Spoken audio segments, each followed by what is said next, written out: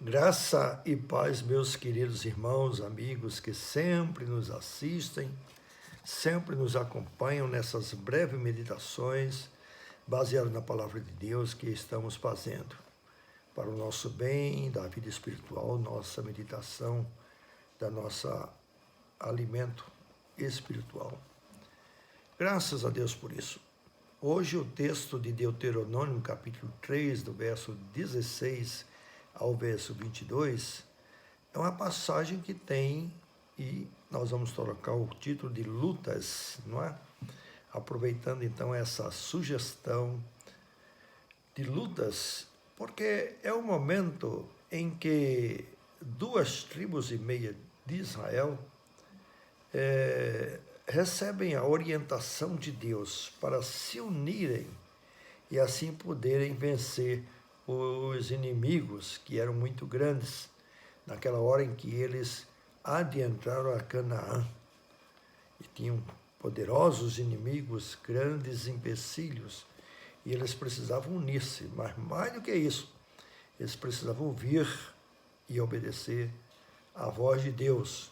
Josué estava no comando, mas Deus no comando da vida de Josué, para garantir-lhes a vitória. Então, lutas é o nosso tema.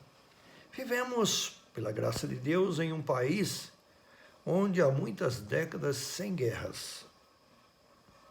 Embora isto possa mudar, é verdade, devido às profecias bíblicas dos finais dos tempos, haverá guerras e mais guerras e rumores de guerras. Por que a gente então não pode pensar que isso pode acontecer com o nosso Brasil? Bom, não queremos, mas mesmo que não haja guerra, inegavelmente todo mundo, todos nós vivemos, se não em guerras, mas em muitas lutas, porque ninguém vive num mundo sem lutas. E a luta nesta vida é uma luta reída, é uma luta incansável, é uma luta que parece que nunca tem fim. Quando a gente vence uma batalha, tem outra para vencer, tem mais 2 ou 3 pela frente e assim por diante. A gente vive numa vida de muitas lutas, de muitas formas e maneiras. Esta é a grande verdade. Agora, a nossa meditação de hoje tem esse título de lutas, porque nos reporta o tempo em que o povo de Israel, após atravessar o Rio Jordão, já adentrando na terra prometida, eles tinham de tomar posse das terras e das cidades, muitas delas fortificadas e muitos inimigos poderosos. Sob a liderança de Josué, assim Deus determinou, e dizia então para ele, isso que vamos destacar hoje, é o versículo 22 de Deuteronômio 3, que diz, não temais, porque o Senhor, vosso Deus, é o que peleja por vós. Não tema. O Senhor, vosso Deus, é o que peleja por vós. Eu acho que no meio das lutas que nós enfrentamos, esta palavra precisa ressoar sempre aos nossos ouvidos, à nossa consciência, que a luta não é nossa. É lutar a luta de Deus. É preciso fazer, portanto, esta distinção. Porque se o povo de Israel olhasse humanamente, com os olhos humanos, nas perspectivas futuras, eles não teriam esperança, nem chance nenhuma de vencer tantos inimigos e as batalhas que estavam previstas. Porque ele é um povo que tinha vindo de um estado de escravidão.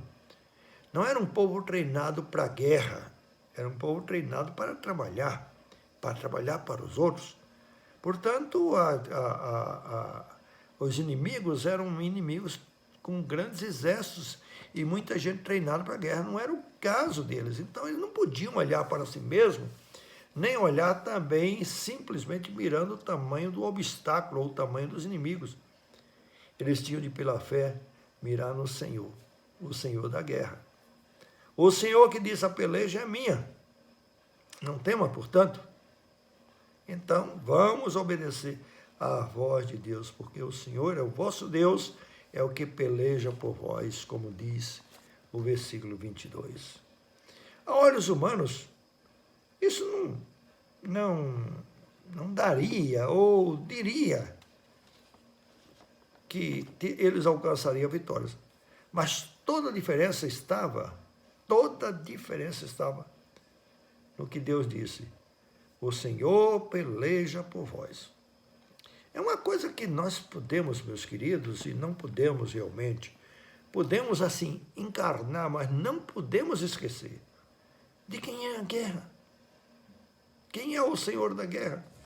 Quem é o Senhor dos senhores? Quem é o Rei dos reis? Quem é que pode nos socorrer? Quem é que pode nos garantir? Olhos humanos não vogam, querida. É os olhos da fé, é obedecer a palavra de Deus, é fazer o que Deus manda. Hoje, cada um de nós experimentamos muitas lutas, muitos desafios, muitos alvos inatingíveis, muitos inimigos imbatíveis. Mas Deus disse: não temas, ou não temais. O vosso Deus é que peleja por vós. Talvez você esteja enfrentando realmente uma situação de muitas lutas, porque isso pode ser aplicado à sua vida pessoal, como, por exemplo, quando você está enfrentando muitos problemas, quando você está enfrentando doenças, quando você está enfrentando crise financeira, desemprego, problemas familiares, dificuldades enormes que existem e assolam as nossas vidas e a nossa família, roubam a nossa paz. Como é que está a sua vida? Quais são as suas lutas? Lembre-se, Deus sabe disso. Deus conhece as suas lutas, conhece os seus inimigos e os seus desafios. É preciso você encarar que suas lutas não podem ser suas lutas, sejam as lutas de Deus, porque quando as lutas são as lutas de Deus e você está do lado de Deus, obedecendo a Deus, Deus peleja por você. E essa é o que faz realmente não apenas a diferença, mas toda a diferença. É o fato de Deus estar ao nosso lado.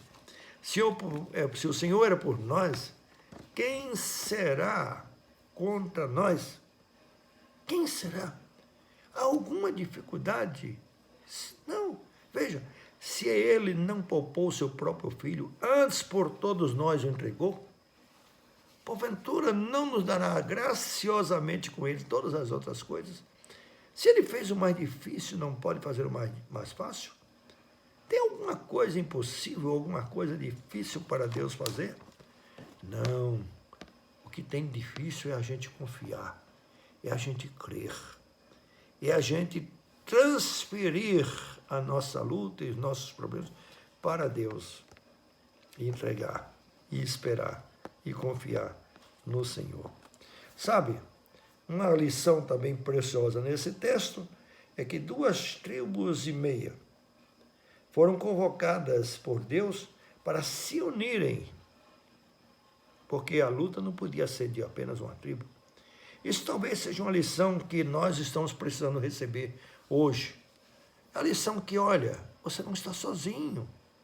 Além de Deus, você tem sua família, você tem seus irmãos. Veja, eles podem participar também da luta com você. Veja amigos, veja irmãos, que podem estar em oração com você, que podem estar lendo e estudando a palavra com você. De igreja que você frequenta, irmãos, podem estar partilhando. Tornem conhecido o seu problema, a sua luta, para que a luta não seja sua, seja a luta dos irmãos.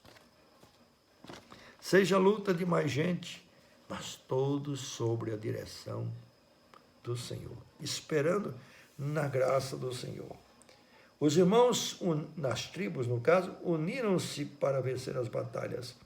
Os irmãos precisam unir-se, esquecendo algumas mazelas e diferenças que existem entre nós. A família cristã precisa unir-se nessas lutas que é a batalha, que é a guerra, que Deus diz assim: eu pelejo por vós.